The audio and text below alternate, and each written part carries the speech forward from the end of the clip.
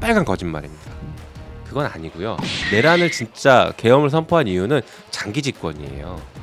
이게 장기 집권을 제가 계속 말씀드렸는데 네. 이게 장기 집권 플랜으로 내란 계엄을 선포한 게 확실합니다. 윤석열의 핵심 측근은 배우자와 다이렉트로 소통한다라는 취지로 얘기하고 그걸 자랑스러워했던 것이었습니다.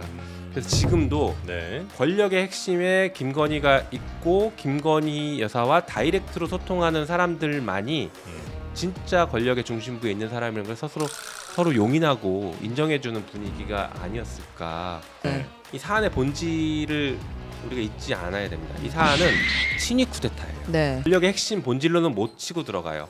특검을 통해서 네. 이 사안의 본질을 밝힐 수밖에 없어요. 아무 일도 일어나지 않지 않았습니까? 라는 또 희대의 망언을 했죠.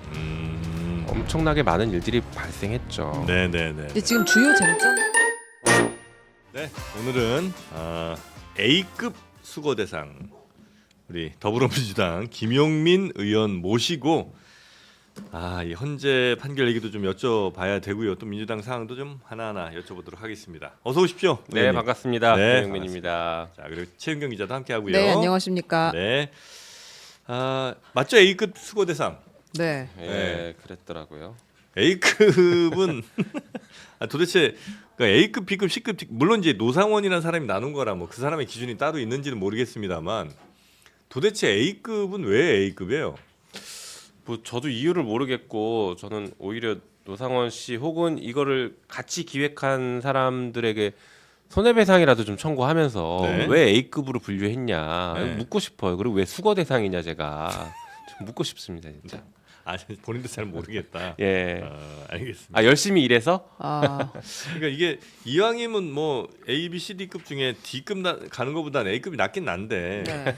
그래도 A급으로 갔으면 뭐 특별한 이유가 근데 활동을 워낙 열심히 하긴 하셨죠, 그죠? 네, 여기에 이제 이재명 쪽 놈들, 문재인과 그 일당 뭐 이렇게 구분을 한 것 같은데 네. 그래서 아마 이제 뭐 언론 쪽, 민주노총, 여의도, 그다음 뭐 전교조, 민변, 그다음에 그 어용 판사 뭐 이런 식으로 쭉 썼다는 거 아니에요. 그래서 아마 이제 당에서 열심히 일하는 분들 리스트 중에 있는 거, 정치인 리스트에 있는 거 아닌가 싶긴 한데. 이렇게 자꾸 나오는 것 같아요. 예, 어떤 수첩? 예전에 박근혜 정부 때 네네. 그때 김영한 민정수석 수첩이 있었거든요. 네. 그때 시민사회 사람들 막 리스트 적어놓은 게 있어요. 일종의 블랙리스트죠. 거기에도 그때 한번 이름이 나와가지고 수첩에 리스트가 항상 등장하는 그거 사람 듣고 대부분. 이제 의원님 되신 거 아니에요? 그랬죠. 과거사위원회 하고 이제 이러면서 네네네, 맞아요. 주목받으셨던데. 그럼 하여튼 이 수첩은 도대체 뭔지 아직은 이제 파악하기는 좀 이른 상황이군요. 예를 들면 차범근 왜 들어간지는 진짜 그렇죠. 이제 왜 들어가는지는 모르겠는데 네. 이 수첩에 이름을 명단을 적어놓은 것 자체가 살인 예비 음모이기 때문에 사실 네. 심각한 범죄입니다. 네. 절대로 그냥 넘어갈 수 없는 심각한 사안이라서 뭐 저도 그렇고 아마 당에서도 이 문제 공식 제기하면서 뭔가 좀 조치를 취해야 될 것 같아요. 예를 들어 살인 예비 음모라든지 이런 것들이 이제 적용될 때 그 네. 사람이 그 행동을 할 능력이 있느냐 따지긴 하시죠. 그렇죠. 그냥 아무나 그냥 막 이름 정다고 그게 다 문제되는 건 아니고 그렇죠. 이제 실제 그럴 의사가 있었는지 의사와 능력과 이런 것들이 있는지. 네. 예, 그럴 때 지금 노상원 정도면 충분히 그 의사 및 또 능력도 있었다고 판단을 할 수 있나요? 맞습니다. 충분히 그렇다고 봐야죠. 왜냐하면 노상원은 이 계엄과 내란의 핵심 중에 핵심 인물이었어요. 네네. 그 김용현 국방부 장관이 계엄을 선포하고 계엄 사령부를 꾸리면서 핵심적으로 만드는 것 중에 하나가 그 합동수사본부거든요. 네. 합동수사본부는 기억하실지 모르겠지만 예전에 전두환이 합동수사본부장을 했습니다. 그러면서 뭘 했습니까? 11.6 이후에 합동수사본부장을 다 날렸습니다. 자기 상관도 다 날리고 정승화 합동참모총장을 날렸지 않습니까? 네. 수사권 가지고. 그래서 이 합동수사본부장이 여인형이 될 건데 이 제2의 합동수사본부를 만들고 거길 노상원을 앉히겠다라는 계획을 세웠습니다.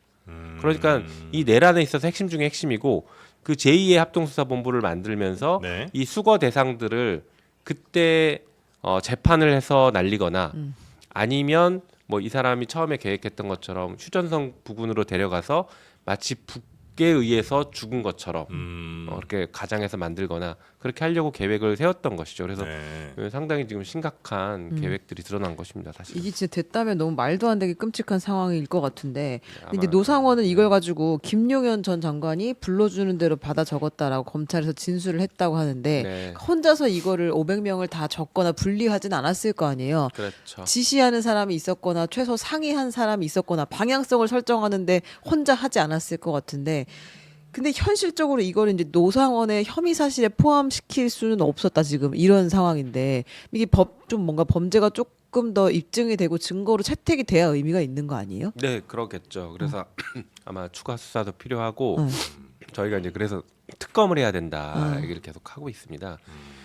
사실 지금 이 내란이 지금 헌법재판소에서도 그 탄핵 재판이 진행되고 있긴 한데 이 계엄을 선포한 이유가 무엇이냐, 내란을 저지른 이유가 무엇이냐에 대해서 약간의 혼란이 있어요. 윤석열 대통령은 이렇게 얘기하죠. 계엄을 선포한 이유가 네. 자기는 국회가 입법 독주를 했다. 네. 그래서 자기가 뭐 거부권을 막 자꾸 쓰게 만들었다. 그 다음에 탄핵을 남발했다. 그리고 예산을 일방적으로 삭감했다. 네. 이 세 가지 때문에 계엄을 했다라고 해요. 박산 신고도 좀 껴주십시오. 아, 예. 박수를 안 쳤다. 네, 네. 그렇죠. 박수. 그리고 그만두라고 했던 것도 제가 그만두라고 하긴 했었는데. 아 맞네. 아, 그래서 A급인가? 하얀 그래서 맞네. A급인가 보네요. 네. 그만두라고 맞아. 해서. 그만두라고 하셨지 참. 네. 아무튼 네. 그래서 계엄을 선포했다라고 하고 그게 이제 내란의 이유가 된 건데 네. 새빨간 거짓말입니다. 그건 아니고요. 내란을 진짜 계엄을 선포한 이유는 장기 집권이에요. 그게 노상원 수첩에 나왔다는 거예요. 장기 집권 그리고 후계자 얘기까지 물론 물음표이긴 했지만 네. 네 이런 흐름을 만들려고 했기 때문에 저는 이 노상원은 이 계엄에 있어서 내란에서 핵심이고 왜 계엄을 선포했는지에 대한 이유에 대한 수사가 본격적으로 이루어져야 된다 생각해서 특검이 계엄의 목적을 가리기 위해서 네. 특검이 빨리 이루어져야 된다고 이게 이제 생각합니다. 내란 특검 말씀하시는 거죠? 맞습니다. 그럼 내란 특검 특검. 얘기를 좀 먼저 해볼까요? 제가 항상 궁금했던 것이 네. 꼭 물어봐야지 나오시면 생각했던 것이 지금 민주당에서 명태균 특검법을 일단 빠르게 통과시키겠다라고 이야기를 네. 했고 마약 수사 외압 의혹 상설 특검을 하겠다. 이건 아마 백혜련 경정부터 시작됐던 그렇죠. 마약을 온몸에 두르고 들어왔는데 세관에서 누군가가 도와줬는데 이거 수사에서 빼라고 얘기해가지고 외압이 네. 있었던 것 같다. 요거 지금 상설 특검 한다고 했고 앞서서 우리가 이제 김건희 특검을 세 차례 했나요? 네, 세 번. 네, 그리고 이제 내란 특검을 또 한 번 했었죠. 네. 근데 이제 지금 특검을 굉장히 많이 했는데 뭐가 제일 우선순위인 건가요? 지금 시급성은 사실 내란이 가장 시급하죠. 아직 저희가 재의결 절차를 남겨놓고 있는 상황이라서 네. 아직 특검이 완전히 폐기된 건 아닙니다. 아. 그래서 재의결 시기는 저희가 지금 뭐 고민을 하고 있고요. 그 다음에 그 동안에 이 내란 직전까지는 계엄의 밤 전까지는 명태균 게이트가 가장 우리 지금 한국 사회에서 전개를 가장 흔들어내고 있었죠. 그래서 이것을 다시 이제 특검을 통해서 밝혀야 된다라는 얘기를 저희가 끄집어낸 거죠. 그래서 동시에 다 진행시킬 겁니다. 근데 이 내란을 하다가 갑자기 명태균은 좀 뜬금없지 않냐 이게 그만큼 시급하냐 이렇게 반문하실 수도 있는데 두 가지 이유가 있습니다. 첫 번째 아까 내란의 목적 계엄의 목적은 장기 집권인데 그럼 왜 12월 3일이냐 네. 왜 12월 3일 날 했을까는 사실 명태균을 빼놓고 얘기할 수 없거든요. 네. 네, 그래서 이 계엄을 12월 3일로 만들었고 촉발시켰던 굉장히 중요한 원인이 됐던 게 명태균 게이트였다라고 해서 수사가 필요하다라고 저희가 생각하고 있습니다. 또 하나는 네. 내란을 우리가 수사해야 된다는 건 민주주의를 파괴시키려고 했던 거잖아요. 헌정 질서를 파괴하는 거잖아요. 명태균 게이트도 마찬가지로 선거, 공정한 선거를 무너뜨렸기 때문에 민주주의와 헌정 질서를 파괴한 중대 범죄입니다. 네. 이 두 개의 축은 같은 선상에 있는 축이기 때문에 빠르게 수사해서 진상을 밝히자라는 네. 입장입니다. 아니 특검 좋은데 네, 특검으로 가는 큰 관문 두 개가 있잖아요. 허들 두 개가 있는데 하나는 맨 처음에 최상무 권한대행의 거부권. 그 다음에 돌아와서 다시 재해결할 때 국민의힘의 네, 저 이탈표 없음. 이게 네. 이제 두 개가 크게 걸리지 않습니까? 맞습니다. 매번 이 두 개 걸려서 매번 안 됐잖아요. 네. 그럼 이번에는 뭐가 다른 게 있어요? 아니면 이번에도 역시 같은 루틴으로 갈 가능성이 높습니까? 뭐 이번엔 조금 다를 것 같은데요. 어떻게 그렇죠? 저희가 의도하던 의도하지 않던 예. 명태균 특검법에서 관련해서는 한동훈계라고 불리는 이 분들이 사실 되게 자유로워요. 관여된 게 거의 없습니다, 이분들은. 네. 네, 네. 그리고 뭐 이제 저희는 조기 대선이 있을 가능성이 상당히 높다고 보고 있는데 마찬가지로 국민의힘도 조기 대선을 지금 사실 준비하고 있죠. 네.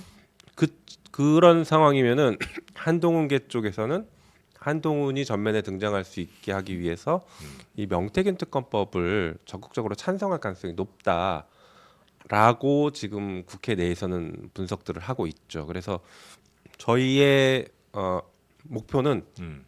첫 번째 통과할 때 200표를 아예 넘어서 200표 이상 찬성이 돼서 거부권 행사 자체를 못하게 만들자라는 계획으로 가고 있고요. 만약에 처음에 200표 넘으면 무조건 거부권도 못 해요. 그렇진 않은데 네. 거부권 행사하더라도 돌아오면 재의결이 되지 않습니까? 재의결이 되기 때문에 또 다를 수는 있겠지만 예. 재의결은 무기명이라 더 가능성이 높아지죠. 재의결 예, 가능성이. 예. 어쨌든 재의결 될 가능성이 매우 높기 때문에 예. 거부권을 행사하는 것 자체가 그거 자체가 무리수죠. 정치적으로는 굉장히 큰 무리수가 되는 거죠. 그래서 그게 목표고 네. 안 되더라도 재의결 통과 가능성이 다른 특검법들보다는 상당히 높은 편이다. 이렇게 명태균 보고 있습니다. 특검이요. 네. 근데 지금 당에서는 반발을 좀 하고, 그러니까 국민의힘에서는 반대하고 있고 한동훈 걔가 사실은 눈에 잘 안 띄는 분위기이긴 하잖아요. 그렇죠. 8명이 무조건 넘어야 네. 하는데 진짜 그럴 수 있을까가 매번 의심이었고 우리가 내란 특검 여기까지 끌어왔는데 2표 모자라고 뭐 네, 계속 그랬던 그랬죠. 거 아니에요. 네. 근데 이제 명태균 특검 이번에는 그러면 통과가 될 수 있을 것이라고 뭔가 확신하는 근거가 있나요? 확신까지는 아니지만 네. 가능성을 매우 높게 보고 있다는 거예요. 한동훈계 때문에. 네. 그리고 또 하나 말씀드리면 그 이제 윤석열 탄핵도 네. 저희가 12월 7일 날 했고 12월 14일 날 했는데 네. 12월 7일 날 할 때에도 당연히 부결된다고 다들 전망했고 14일 날 표결 때도 부결된다라고 전망들을 했습니다. 되게 많은 쪽에서 정치권에서는 언론과 국민들은 기대가 높았지만 네. 그렇지만 그럼에도 불구하고 저희가 시도해서 결국엔 뚫어냈거든요. 그래서 그 우리가 표를 미리 확보를 하고 투표하면 좋지만 그게 어렵다라고 하면 시도하는 것 자체가 네. 필요한 것이고 국민의힘 쪽에서는 저희가 계속 시도할수록 정치적으로 불리한 지형에 자꾸 들어갈 수 있다라고 보고 있어요. 그래요. 근데 뭐 해석하기 좀 다를 수는 있겠습니다만 뭔가 이제 정치적으로 어떤 행위나 이벤트 등을 행할 때 그게 의도한 대로 이렇게 잘 흘러가는 모습들도 보여주는 것도 힘 있는 혹은 실행력 있는 정치 세력임을 보여주는 것일 수 있을 텐데 네. 어쩌면 시도했는데 뭐 물론 이제 그 네. 탄핵은 하나 성공했습니다만 네. 여러 차례 계속 실패하는 것을 보여주는 것이 수권 정당으로서 또 실행력 있는 이 정당으로서 그 느낌을 좀 덜 줄 수도 있는 건 아닌가? 그 부작용, 그러니까 좀 오히려 반대 효과를 더 줄 수도 있는 건 아닌가 하는 네네. 해석도 가능하진 않을까요? 충분히 그렇죠. 충분히 네. 그런 우려가 있고 저희 내부에서도 그래서 이제 뭐 특검을 하거나 뭔가를 할 때 네, 확실히 되게 하고 네. 나서 하든가 뭐 이런 생각할 수도 있잖아요. 그렇게 이제 말씀하시는 분들도 계세요. 예. 당연히 뭐 그 생각할 수 있는 우려이고 좋은 지적이긴 한데요. 네. 그렇다라고 해서 우리가 이렇게 멈출 수 있는 또 상황도 아니다라는 게 이제 분명히 있습니다. 그리고 뭐 조기 대선이 점점 가시화되고 있는 상황인데 이 상황들이 대선 무렵 혹은 대선이 끝난 이후에는 굉장히 빠른 속도로 해결이 될 가능성이 높습니다. 어떤 특검 방식으로든지, 통과가 예. 되든 수사가 다시 되든 그렇죠. 어떤 방식으로든지 될 것인데 그러니까 그것까지 저희가 이제 염두에 두고 활동을 할 수밖에 없죠. 그런데 저희가 시도조차 안 하고 아무것도 안 하고 네. 수사해라 이 정도 그냥 얘기만 목소리만 내다가 끝날 수는 없을 것 같고 특검법을 지속적으로 시도하고 통과시키려고 노력하는 것들이 결국에는 쌓여서 결국엔 최종적으로 어떤 방식으로든지 수사를 하게 만들 하게 될 것이다라는 것을 저희가 이제 생각하고 하는 거죠. 그러니까 성과를 딱 내면 저희도 제일 좋지만 네. 못하더라도 갈 수밖에 없는 길이고 네. 이렇게 노력하는 모습이라도 보여드려야 된다라고 생각해서 아. 네. 가는 거죠. 그래서 거기에 발생할 리스크가 충분히 있지만 네. 저희가 뭐 정치적으로 그 리스크를 감당하면서 갈 수밖에 없지 않나 네. 생각해요. 그러면 탄핵이 만약 인용이 된다고 하면 그 이후로 지금 이제 묵혀놨던 김건희 특검이나 이런 것들도 다 다시 또 발의를 해서 표결을 할 계획이신 건가요? 뭐 탄핵이 인용 여부와 상관없이 그 전에 아마 발의를 할 가능성이 높기는 한데요. 아. 네. 탄핵이 인용되면 대선을 60일 이내에 치러야 되거든요. 네네. 우리 헌법에 규정이 있습니다. 네. 그러면 탄핵이 인용되는 순간부터는 국회는 사실상 정지가 된다고 봐야 돼요. 아, 대선 국면으로 대선 들어간다. 국면이죠. 예. 아. 그래서 국회에서 뭔가 하기는 쉽지는 않을 것 같습니다. 그렇다라고 하면 그 전에 할 수 있는 것들을 표결을 해놔야 돼요. 그래서 명태균 특검법이나 아까 말씀하셨던 네. 마약 항설 특검도 지금 다 통과를 시켜놔야 되고 김건희 같은 경우에는 저희가 별도로 상설 특검을 지금 고려하고 있는데 네. 그것도 필요하면 뭐 좀 빠르게 통과를 시켜놔야 되지 않을까 이제 생각하고 근데 있습니다. 전에 아마 의원님을 저는 기억하는데 어쩜 의원님이 아니실 수도 있어서 이건 뭐 제 좀 조심스럽긴 합니다만 네. 그 최상목 대행이 예를 들어 특검 거부한다든지 아니면 저 마은영 재판관 저 안 받고 뭐 이렇게 하면 네. 탄핵 시킬 거라고 민주당 뭐 의원이 아마 얘기를 하셨던 것 같아요. 네, 네. 아마 민주당에서 많은 분들이 얘기했죠. 예. 탄핵하면 이제 하도 제가 탄핵을 앞장서서 저를 떠올리시고 저를 아 심지어 그 계엄 전부터 한참 전부터 네. 탄핵해야죠라는 말을 항상 하셨으니까. 저를 탄핵핑이라고 부르기도 탄핵핑. 하는데 그래서 지금 예. 근데 최상목 권한대행은 계속해서 거부하고 있고 마은혁 역시 임명 안 하고 있고 이렇게 하잖아요. 네. 그러면 약속대로 탄핵을 시키든가 뭔가 조치를 취해야 되는 건 아닙니까? 그렇죠. 저도 개인적으로는 네. 탄핵을 해야 된다라는 입장을 여전히 가지고 있고 원내대표도 그에 대한 경고를 몇 번 했는데요. 네. 지금은 약간 사실상 타이밍이 조금 애매해졌죠. 그래서 탄핵 여부를 결정할 중요한 변곡점이 네. 마은혁 재판관에 대한 헌법재판소의 판결이 나올 거예요. 네. 곧 나오겠죠. 음. 이 판결이 나왔는데도 불구하고 인용 결정이 나왔는데도 불구하고 임명을 하지 않는다라고 네. 하면 그것은 법원의 재판마저도 거부하는 법 취지를 정면으로 부정하는 행위이기 때문에 네. 그때는 아마 탄핵을 무조건 해야 될 거라고 아. 봅니다. 그래요. 그러나 지금은 이제 재판 중인 단계에서 임명하지 않고 있는 것도 여전히 불법이라고 저는 보지만 지금 탄핵하면 약간 좀 어색한 타이밍이 될 수 있을 것 같기는 해요. 그래서 저희도 또 경제적인 어려움이나 이런 불확실성들이 있는데 네. 경제 수장을 탄핵한다는 거에 대한 뭐 정치적 부담감이 부담이 있습니다. 있어요. 그리고 국민들도 거기에 대해서 저희 뭐 지지하는 분들은 그래도 하라고 하시지만 또 지지하지 않거나 중도에 계신 분들은 그거 자체를 불안해하실 수도 있기 때문에 그렇죠. 그런 고려를 안 할 수가 없는 상태가 됐습니다. 지금. 네, 아, 네, 네. 그럼 이제 그 마은혁 재판관 임명 관련한 권한쟁의는 언제쯤 나올 거라고 전망하세요? 그게요. 아 이거 여기서 이렇게 분석해도 될지 모르겠지만 네. 제 생각엔 이렇습니다. 그 원래대로면은 굉장히 빠르게 선고를 할 수 있을 거라고 봐요. 왜냐하면 지난번에 선고하려고 했던 연기를 했기 때문에요. 이미 판결은 사실상 결정이 나 있는 상태죠.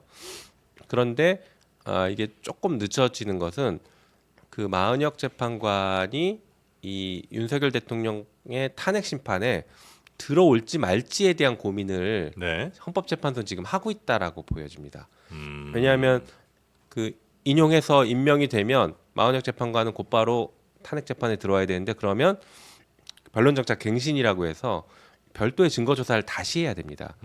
그럼 재판이 최소 1, 2주는 더 늦어집니다.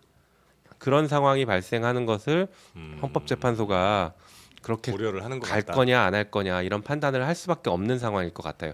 그러면 그 판단을 할 때 가장 중요한 기준이 될 게 무엇일까를 놓고 보면 네. 마은혁 재판관이 들어오지 않더라도 이 탄핵 재판을 인용할 수 있다. 만장일치로. 네, 라는 확신이 재판관들 사이에 있다라고 하면 마은혁 재판관 판단을 변론 종결 이후로 미룰 가능성이 있다고 저는 보고 있습니다. 탄핵 심판 결정 즈음이든 그 이후가 됐든 그렇죠. 아니 변론 종결이라고 변론 종결 이후요? 변론 그러면- 종결 이전에 임명이 되면 반드시 들어와야 되거든요. 네, 근데 네. 변론 종결 이후에 임명되면 네. 재판관이 됐다고 하더라도 재판 절차에 들어올 수가 네. 없습니다. 그때. 우리 제작진이 참 못된 게 네. 우리 의원님 김국민 의원이 본인 이제 후원 계좌 옆에 이제 사진 놨잖아요. 네. 딱 이렇게 카메라 한번 비춰주세요. 이거 이렇게 딱 키 딱 맞춰 드린 건데. 올라 했는데 네. 기가 막히게 저 농협 계좌 있는 부분을 자막으로 가려. 아, 그래서 지금 나오네요. 예. 네, 이렇게 했는데 이제는 나오네. 한번 불러드리죠. 저걸 자막으로 가리더라고. 우리 제작진이 아주 머리가 좋습니다. 아 그러네 진짜 이렇게 보니까 그러네요. 네. 301-0273-7739-91입니다. 네, 91. 아니 근데 농협, 이거는 네. 좀 약간 좀 불만인 게 네. 사실 김영민 의원은 저 민주당 많은 의원들 가운데 후원 받기로는 뭐 제가 볼 땐 넘버 10 안에 무조건 들어가실 것 같은데 본인마저 이렇게 하면 다른 의원들 힘들어지는 거 아닙니까? 아 원래 양을 99마리 가진 사람이 한 마리 더 가지고 싶어 합니다. 그게 너무하는 아니고 거 아니에요? 저도 빨리 채우고 네. 열심히 정치 활동하면서 네. 아직 못 채워진 의원님 계시면 열심히 저도 홍보해드리고 항상 이렇게 합니다. 그리고 원래 예, 모금은 상반기에 끝내줘야 됩니다. 그래요? 맞습니다. 빨리 끝내야죠. 올해가 이제 원래는 1억 5천만 원까지인데 네, 선거가 있을 수도 있기 때문에 3억 정도 생각하시는 거죠, 다들. 그렇죠. 그리고 사실은 저도 이제 연초라 그런지 후원 계좌가 텅텅 비어 있습니다. 그거 당연한 거 아닙니까? 네. 돈 들어갈 곳이 많아요. 정치인들이 그래요? 생각보다 이게 돈 들어갈 때가 많습니다. 네. 그래요. 지역 사무실을 운영하니까 네. 그 돈이 생각보다 많이 들어갑니다. 알겠습니다. 저 탄핵 관련해서 좀 탄핵 심판 관련해서 좀 여쭤볼게요. 일단 그 탄핵 심판 지금까지 쭉 다 보셨을 거 아닙니까? 관심 있게. 네. 제일 이건 정말 뭐 윤석열 대통령을 그대로 보여주는 결정적 장면이었다. 내지는 이거는 확실히 재판관이 마음을 먹었다고 판단할 수 있겠다는 그런 가장 인상적인 장면 뭐 이런 것들 혹시 기억나는 거 어떤 거 좀 가장 있으세요? 인상적인 건 아마 대부분이 그러실 것 같은데 인원이라는 말. 인원요. 인원, 네. 의원, 요원. 네. 아. 자기는 사람을 인원이라고 부르지 않는다라고 하면서 네네네. 예, 그 1분 15초인가? 맞아요. 바로 썼던 거. 한 4번 정도 썼죠. 예, 그게 너무 재밌으셨구나. 재밌기도 하고 윤석열이라는 사람을 그대로 보여주는 그런가요? 장면이. 왜냐하면 예. 정말 거짓말을 잘하는데 그 거짓말을 전 국민이 보는 앞에서 그 자리에서 그냥 뭐 라이브 쇼처럼 보여주잖아요. 인원이라고 안 합니다 하면서 인원 네. 이렇게. 그러니까 거짓말을 잘한다는 게 거짓말을 잘 만들어서 하는 게 아니라 거짓말을 자주 많이 한다는 그렇죠. 말씀이신 예, 거죠? 입만 열면 거의 거짓말을 하는 수준인데 네. 그러다 보니까 이번 계엄으로 인해서 아무 일도 일어나지 않지 않았습니까?라는 또 희대의 망언을 했죠. 엄청나게 많은 일들이 발생했죠. 네네네. 근데 지금 주요 쟁점들에 대한 네. 재판부의 판단은 거의 끝난 거라고 봐야 되죠. 사실상 끝났죠. 사실은 이제 증인 신문도 네. 많이 필요가 없습니다. 이 탄핵이 인용될지 안 될지에 대한 쟁점이 크게 4가지였어요. 네. 첫 번째가 계엄을 선포한 것, 이게 위헌이냐 위법이냐. 두 번째가 포고령 자체가 위헌이냐. 네. 세 번째가 국회로 음. 계엄군과 경찰이 들어와서 국회를 봉쇄한 것. 네. 전 국민이 다 봤잖아요. 네네네. 네 번째가 선관위에 계엄군을 보내서 위법한 압수수색을 했는지. 네. 이 4가지가 쟁점이고 이 4가지가 인정되면 4가지 중에 하나만 인정돼도 탄핵이 인용될 가능성이 상당히 높습니다. 근데 이 4가지가 다 지금 증거에 의해서 너무나 완벽하게 인정되고 있죠. 네. 그러면 그거 있죠. 뭐 곽종근 사령관이나 뭐 이준우 사령관을 통해서 의원들을 끄집어내라 말아라. 뭐 이게 있었냐 없었냐가 지금 막 쟁점이 돼서 한참 다퉈졌잖아요. 이게 이 사건의 본질은 아닙니다. 왜냐하면 그냥 계엄이 상황이 아닌데 계엄을 선포한 것 자체가 이미 위헌 위법이고 네. 이거 자체로 탄핵 사유가 완성됩니다. 그리고 이거 자체가 80년대 전두환 내란 사건의 판결문에 의하면 계엄을 선포한 행위 자체가 내란죄가 성립한다, 완성된다 이렇게 판결하고 있습니다. 네. 그래서 이거 하나로 사실 끝난 건데 그 군인들에게 국회의원을 끌어내라 말아라라고 하는 것은 이 계엄의 심각성을 더 보여주는 거죠. 내란이 이 정도로 심각했구나를 보여주는 네. 그런 상징적인 장면들을 우리가 증언을 통해서 확인하는 것이기 때문에 이 증언이 없더라도 곽종근 이런 분들의 홍장원 증언이 없더라도 네. 이미 탄핵 사유는 다 완성됐다 이렇게 보셔야 돼요. 근데 이제 한 번 더 변론 기회를 잡았잖아요. 9차를. 이제 그거는 어떻게 의미를 해석해야 되는지. 일단 지금 증인 신문은 현재까지 마친 상태고요. 그 증인 신문과 그다음에 여러 가지 이제 증거들을 제출을 했습니다. 양쪽에서 그 증거들에 대해서 의견을 표명하는 그런 시간으로 18일 기일을 잡았습니다. 아마 각각 한 2시간 정도씩 이렇게 아마 진행할 것 같습니다. 음. 그러면 그 이후에 변론을 종결할 수도 있고 아니면 지금 윤석열 측에서 계속 증인 추가로 요구하고 있기 때문에 증인을 추가로 받아주면서 최후 변론을 하는 기일을 별도로 한 번 더 잡을 수도 있습니다. 그런데 이제 일반적인 경우에는 이런 정도 상황이면은 사안의 중대성을 고려하고 또 불공정성을 계속 얘기하니까 한 번 정도 더 잡아줄 수 있습니다. 그러면 그렇게 되면 20일 정도의 변론 종결할 가능성이 있죠. 그리고 20일 날 만약에 변론 종결을 한다라고 하면 기존의 예에 비춰보면 2주일 이내에 선고를 했습니다. 네. 그러면 3월 초 선고가 가능해집니다. 네. 3월 초. 네. 네. 그 이 탄핵 심판에서 윤석열 대통령 측이 그 중국의 선거 네. 개입을 네. 좀 강력하게 아, 주장을. 웃지 않습니다. 지금 네. 원죄가 있기 때문에 웃을 수 없습니다. 지금 중국 얘기를 계속 하고 있잖아요. 아, 예, 중국이 계속 하고 중국이 있는데. 선거 개입했을 가능성이 있다. 근데 이제 중국에 왜 이렇게 예민하게 반응하느냐? 네. 거기서 드는 근거 중에 하나로 그 첫 탄핵 소추안을 이야기하는 사람들이 있어요. 네. 그 첫 탄핵 소추안에는 이제 외교도 소추 사유로 들어가서 소위 가치 외교라는 미명하에 지정학적 균형을 도외시한 채 윤석열 대통령이 북한과 중국, 러시아를 적대시하고 일본 중심의 기이한 외교 정책을 고집하며 일본의 경도된 인사를 정부 주요 직위에 임명하는 등 그래서 국민 안보, 국민 보호를 내팽개쳐 왔다. 탄핵 사유로 썼잖아요. 쓴 사람 누굽니까 이거? 일단은요. 네. 네, 뭐 쓴 거에 대한 최종적인 제출 전에 책임자는 저니까 네. 네, 제가 이제 여기서 잘 말씀을 드려야 될 것 같아요. 네. 두 가지 측면인데요. 뭐 들어간 건 맞으니까 네. 근데 팩트 체크를 해야 됩니다. 그 말씀하신 가치 외교는 탄핵 사유로 들어가 있지 않아요. 그럼 뭘로 들어가 있어요? 탄핵 사유는 내란 네. 12.3 개헌만 탄핵 사유였고 네. 이 탄핵안을 쓰면 탄핵 소추안을 쓰면 탄핵 사유를 쓰고 이 사람이 왜 탄핵돼야 되는지 어떤 법률 위반인지 쓰고 마지막에 결론 부분에 탄핵 꼭 인용해 주세요. 이 사람은 이렇게 나쁜 사람이에요. 네. 라는 걸 쓰거든요. 네. 아, 사유가 탄핵 네, 사유는, 탄핵 사유는 아니고. 아니지만 네. 논리적인 흐름상 이 사람은 이렇게 나쁜 짓을 많이 해왔던 대통령 자격이 없는 사람이에요. 네. 그러니까 우리 탄핵을 인용해 줘야 됩니다라는 결론을 내리는 부분이거든요. 네. 그 부분에 이게 들어가 있어요. 더 호소하는 차원에서 그렇죠. 이게 들어있다. 그러니까 이건 탄핵 사유가 아닙니다. 만약에 그 탄핵안으로 탄핵 심판을 했으면 탄핵 사유의 쟁점으로 들어가지 않습니다. 왜냐하면 저희가 탄핵 사유로 쓰지 않았기 때문에. 네. 그래서 탄핵 사유가 아니다라는 거 먼저 말씀을 드리고 이제 그럼에도 불구하고 들어가서 이제 탄핵 사유냐 아니냐 그 혼란스럽고 굳이 이런 얘기를 왜 넣느냐 이제 이런 불편함들이 초래됐잖아요. 그래서 좀 심플하게 바꿨고. 네. 네. 근데 그때는 뭐 자기 고백을 하자면 12월 4일 날 저희가 탄핵안을 발의를 했는데 네. 탄핵안을 쓸 시간이 없습니다. 아시겠지만 12월 3일 날 계엄 해제하고 밤새 저희가 그 국회를 지키고 대책회의를 하면서 오전에 당론으로 탄핵안 발의한다라고 했기 때문에 탄핵안을 쓸 시간이 없습니다. 그래서 조국혁신당이 이미 써놓은 탄핵안이 있었어요. 네. 그 전에 조국혁신당이 광화문에서 계속 발표했거든요. 맞아요. 탄핵 이렇게 하겠습니다라고.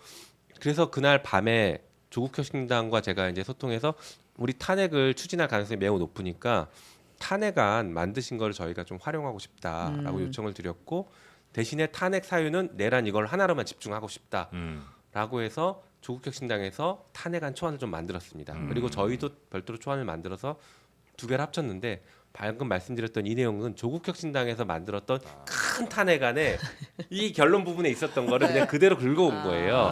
그러다 보니까 저희도 네. 이제 급하게 탄핵 사유만 이제 좀 집중적으로 그렇지 내란이라는 거에 집중적으로 보고 이거는 어떻게 부수적인 보면 좀 거라고 약간 생각하셨던 놓친 거죠. 거예요. 굳이 빼야 된다라는 생각까지는 못하고 그렇지 이렇게 나빴지 하고 그냥 제출을 하게 된 거죠. 그 이제 인터넷에서는 네. 그러니까 민주당에서 낸 탄핵안 뭐 1차 뭐 이거 보니까 결국은 이 정부가 중국이랑 멀어지고 일본이랑 가까워지는 게 탄핵 사유다 이렇게 이제 적은 것처럼 이제 네. 말이 좀 커지면서 네. 맞아요. 결국 중국이 민주당의 뒷배였고 뭐 이제 이런 식의 이제 의미 확장까지 이제 갔던 거죠. 그래서 이제 좀 논란이 좀 됐던 것 같은데 네, 그건 뭐 네. 전혀 네. 아니라는 말씀이신 네, 거고요. 사실 부분이죠. 네, 이 지적됐던 것이 사실은 이렇게 되면 네, 그 국민의힘에서 탄핵을 찬성하려는 사람들도 요거 이제 핑계대기 시작하면 되게 어려워지기도 하고 실제로 이걸 두고 중국과 미국에서 양측에서 이제 질문이 들어왔다는 거예요. 그 중국을 이 질문은 뭐였냐면 1차에 있다가 2차에 빠졌을 때 중국 내용은 왜 빠진 거야? 미국은 1차에 들어갔을 때 그럼 미국이랑 중국 외교의 내용은 왜 들어간 거야? 이제 이걸 다 확인하는 과정들이 있었기 때문에 네. 사실은 이걸 안 썼으면 더 좋지 않았을까 하는 지적들이 네, 계속 그건 나오는 저도 거죠. 동의합니다. 이제 매우 급하게 되는 상황이어서 뭐 그런 상황이 발생했고요. 네. 그래서 저희가 그 얘기가 나오기 시작했을 때 공개적으로 저희가 다 이 말씀을 드렸어요. 탄핵 사유는 아니었다라는 것과 합치면서 과정에서 들어갔다. 그리고 다음번 탄핵에는 전혀 기재하지 넣지 않겠다. 않겠다라고. 그 하이브리드 전쟁 중이라는 건 혹시 공감을 좀 하세요? 아니 그 말이 됩니까?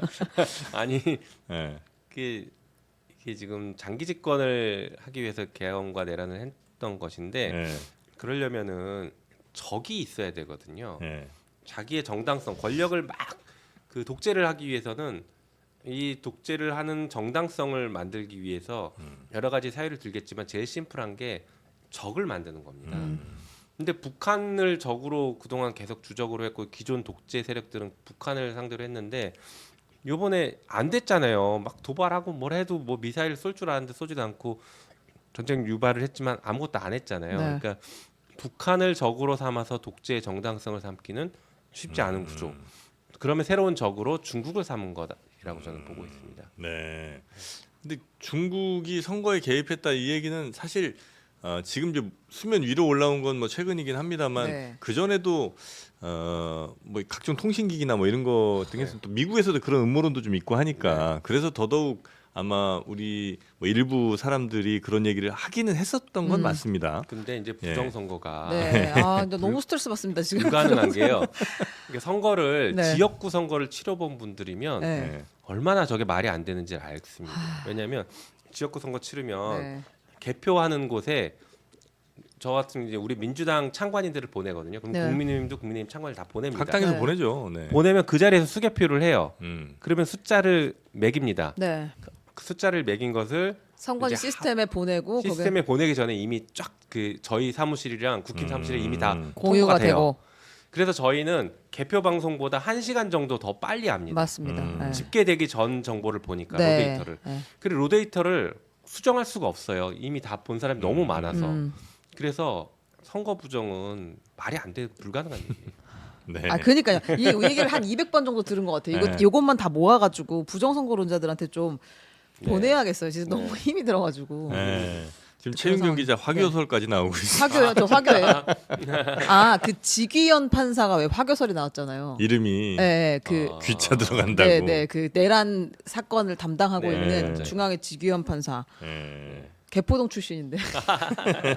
그렇습니다. 네, 여튼 뭐 이런 중국의 선거 개입 주장하는 윤석열 측의 주장 역시도 전혀 재판엔 도움이 안 될 것이며 다만 이거는 그냥 본인들의 어떤 지지 세력들 결집을 위한 어떤 퍼포먼스 같은 거로 이해를 하면 되겠습니까? 맞습니다. 예. 탄핵의 쟁점도 아니죠 이거는. 자, 네. 의원님 몸이 안 좋으시니까 알부민 하나 드세요. 아 이거요. 네, 지금 너무 오늘 몸이 상태가 안 좋으신 네. 상태예요. 요즘에 좀 과로. 감사히 먹겠습니다. 아니, 네. 좀 드세요. 그냥 먹어요? 드시면 됩니다. 네. 이거 먹고 기침 더 나올까봐. 광고료가 네. 떨어질까봐. 아, 네. 하나만 끝으로 좀 더 네, 여쭙게 네. 그 김건희 여사랑 조태용 네. 국정원장이 네, 계엄 전날 문자를 했다는 거잖아요. 그렇죠. 왜 한 거예요? 무슨 의미예요, 이거는? 이게 이제 아마 오늘 대정부 질의가 또 있습니다. 거기서 아마 이 질문이 많이 나올 것 같은데 어쨌든 말도 안 되는 상황이죠. 좀 이상해요. 국정원장이 영부인과 영부인에게. 예. 문자를 주고 받았다. 네. 그것도 계엄 전날 그리고 계엄하는 날 매우 수상하죠. 그래서 그동안 계엄의 진짜 설계자는 누구냐 네. 막 의심스러웠거든요. 네. 네. 그 의심에 돌 하나 더 얹은 상황이 아닐까. 아, 와이프는 계엄의- 모를 거라고 했는데요. 그럴 리가 있겠습니까? 아. 계엄의 진짜 설계자. 그 삼선 그 뭐 개헌하겠다는 거잖아요. 네. 장기 집권. 장기 그다음에 집권하겠다. 후계자 물음표 해놨잖아요. 네. 거기에 답을 누군가는 알고 있지 않을까 아, 싶습니다. 후계자가 누구랄지. 계엄의 설계자이기도 네. 한 건가요? 그럴 수 있죠. 문자를 보낸 그 네. 분이라고 생각하시는 거예요? 아, 그럴 가능성이 있을 수도 있고 없을 수도 있죠. 근데 이거 하나 짚고 넘어가야 될게요. 네. 예전에 한동훈 네. 법무부 장관 인사청문회 때 네. 그때 이제 한번 논란이 됐었어요. 잘 아시는 것처럼 한동훈이 검사장이었을 때 네. 검찰총장의 배우자였던 김건희 씨와 네. 당시에 소통을 되게 많이 했던 게 언론에 많이 공개됐잖아요. 네. 문자 몇 카톡 막 몇백 개 네. 주고받고 네. 했던 거. 그래서 제가 물어봤어요. 왜 이렇게 소통을 많이 했냐 했더니 그때 한동훈 강시 후보자는 굉장히 자랑스럽게 얘기합니다. 아, 뭐 총장이 연락 안 되면 그렇게 소통합니다. 그래서 아니 비서실종에서 공식 라인으로 소통하면 되지 왜 총장 연락 안 된다고 배우자 얘기하냐 했더니 검사장급 되면 직접 합니다. 이렇게 얘기 되게 자랑스럽게 얘기했거든요. 검사장급 되면 배우자가 또 직접 배우자와 한다. 직접 한다. 근데 그거 자체가 부적절하죠. 네, 너무 그러면서 이상한데? 수사 기밀이 유출될 수가 있는 거잖아요. 네. 근데 그런 마인드를 여전히 지금도 가지고서 국정원장과 소통하고 있었던 게 아닐까라는 생각이 들고 그때 한동훈의 답변 태도로는 윤석열의 핵심 측근은 배우자와 다이렉트로 소통한다라는 취지로 얘기하고 그걸 자랑스러워했던 것이었습니다. 그래서 지금도 네. 권력의 핵심에 김건희가 있고 김건희 여사와 다이렉트로 소통하는 사람들만이 진짜 권력의 중심부에 있는 사람이라는 걸 서로 용인하고 인정해주는 분위기가 아니었을까. 그래서 계엄 선포하는 날도 이렇게 연락을 주고받았던 그러니까 게 무슨 얘기를 오갔을 거라고 당연히 알 수 없지만 알수 추정하신다면 아니 할 얘기가 없을 것 같거든요. 아무리 생각해봐도. 없을 것 같은데 있을 수도 있죠. 오늘 합니다. 오늘 사람 나올 수 있겠군요. 예, 하지 않을까. 준비됐나요? 뭐 이런 거. 예, 뭐 그런 정도 얘기를 주고받. 아니면 명단을 보냈을까요 혹시? 모르겠습니다. 이거 다 추측입니다. 근데 그날 하필 그날 했다라는 게 의미심장하죠. 네. 그리고 뭔가 별 의미 없는 문자 같으면 무슨 문자 왔다고 분명히 얘기했을 텐데 기억이 안 난다는 거 보니까 뭐가 있긴 있나 봐. 그죠? 예. 정말 뭐 안부 문자 같은 거 그냥 안부 문자라고 얘기할 텐데. 평상시에 안부 문자를 보내면 그렇죠. 보내지도 않죠. 보내는 사이가 아니죠 사실. 예. 너무 어색하잖아요. 그렇죠. 하여튼 뭐 근데 여기 아직 입증되진 않고 이거 근데 밝히려면 어떻게 해야 되는 거예요? 특검해야죠. 아, 네. 아까 말씀드린 것처럼 지금 상태에서 네. 수사기관이 네. 어려워요. 그러니까 이게 특검이 저희가 막 자꾸 특검 얘기만 하는 것 같지만 네. 이 사안의 본질을 우리가 잊지 않아야 됩니다. 이 사안은 친위 쿠데타예요. 네. 다시 말해서 그 쿠데타를 일으킨 정점에 있는 대통령이 다 임명한 사람들이 이 사건을 수습하는 책임을 지고 있습니다. 네. 수사도 그 사람들이 책임을 져요. 그러니까 제대로 돌아갈 리가 없습니다. 네. 권력의 핵심 본질로는 못 치고 들어가요. 네. 윤석열은 너무 심각하니까 어쩔 수 없이 구속하고 기소했지만 네.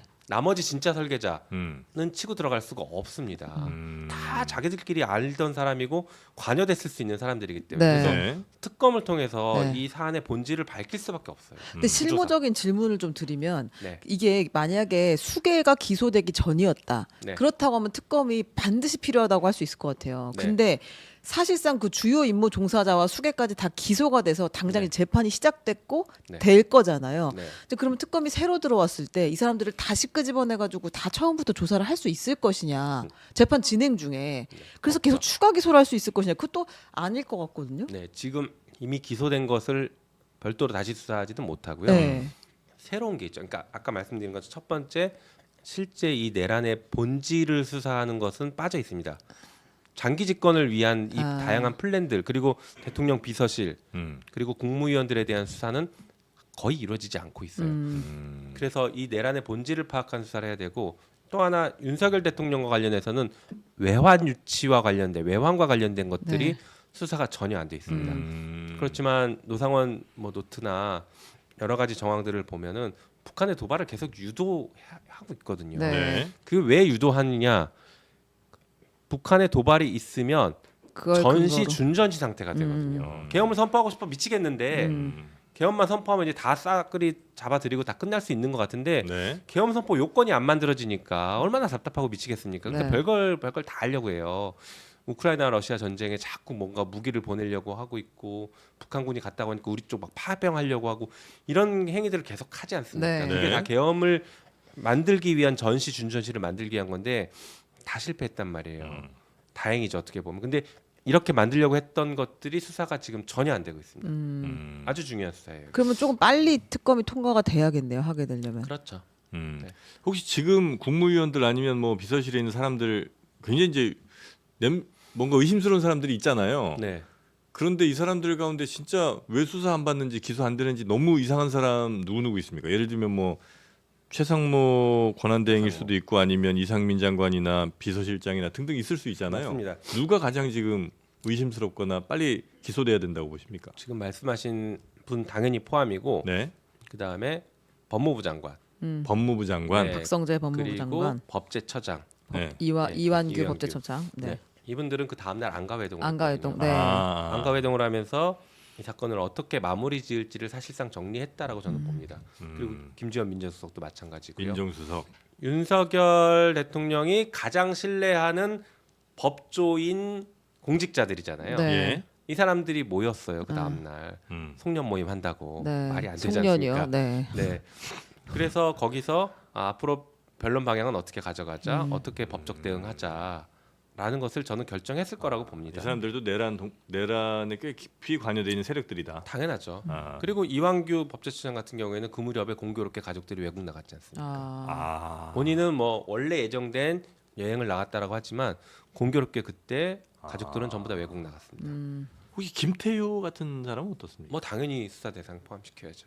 그 사람도. 근데 아직은 구체적인 혐의가 혐의점이 네, 발견이 안 안 나왔죠. 됐죠. 근데 그런 사람들, 그러니까 국무위원들 가운데 이 정부 안에 있었던 사람들 가운데 아직까지 수사 안 받고 기소 안 된 이런 사람들은 반드시 좀 수사가 필요하다. 맞습니다. 이런 이제 말씀이신 거죠? 네. 이게 장기 집권을 제가 계속 말씀드렸는데 네. 이게 장기 집권 플랜으로 내란 계엄을 선포한 게 확실합니다. 어제 노상원 수첩에도 나오긴 했는데 이게 국회를 사실상 폐쇄시켜 버리고 그러니까 처음 시작하자마자 선관위에 계엄군을 보내지 않습니까? 네. 그래서 부정선거로 만들어서 국회를 사실상 무력화시키고 해산시키고 국가 비상 입법 회의를 만듭니다. 네. 네. 만들어서 여기서 입법을 해요. 그럼 우리 상식상 야 그게 입법 효력이 있겠어? 라고 생각하잖아요. 말도 안 되는 얘기잖아요. 하지만 개헌을 통해서 이 국가 비상 입법 회의가 만든 법을 다 합법화시킬 수 있습니다. 그게 전두환이 80년대 했어요. 네. 80년 개헌 그 개정안 헌법 개정안을 보면은 거기 붙이게 네. 국가보위 입법 기구에서 만든 법은 다 유효하다.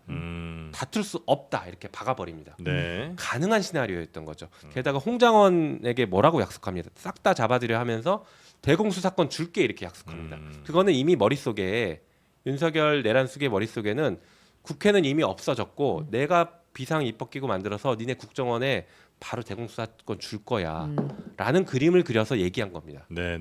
부지불식간에 튀어나간 얘기죠.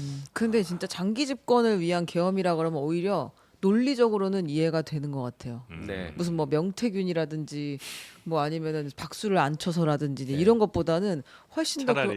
그게 더 맥락상은 맞아요. 그럴 수 그게 있겠다는 생각이 목적이고 들어요. 이거는 12월 3일로 정한 이유, 네. 열받았던 이유들을 그냥 나열했던 거죠. 알겠습니다.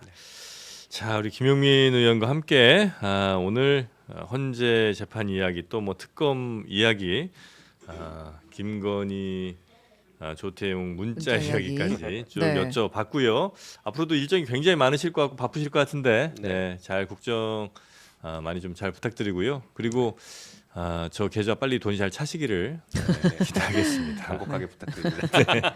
예, 저희 잠시 후에는 미친 금값, 미친 송파집값 이야기 좀 나눠보도록 하고요. 우리 김용민 의원님은 여기서 보내드리도록 하겠습니다. 금요일 함께해 주셔서 대단히 고맙습니다. 네, 고맙습니다. 감사합니다.